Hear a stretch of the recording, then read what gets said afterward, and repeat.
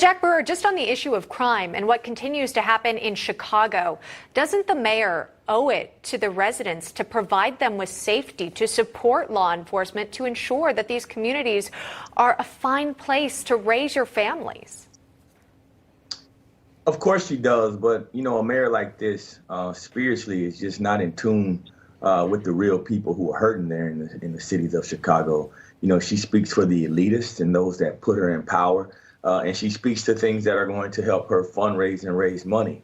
And that's what's so sad, is that you don't really get a chance to hear the voices of those young kids in the streets that have to walk to school every day in fear of their life. And you don't hear about those single moms who are dealing with the massive amount of fatherlessness that's going on across the city of Chicago. You don't get to hear those stories because Lori Lightfoot is not in those communities touching them.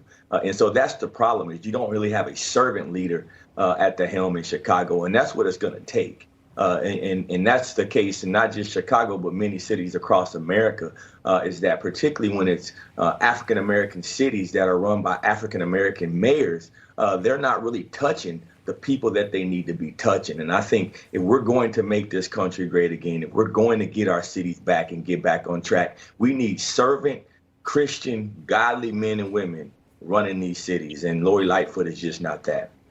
Matt.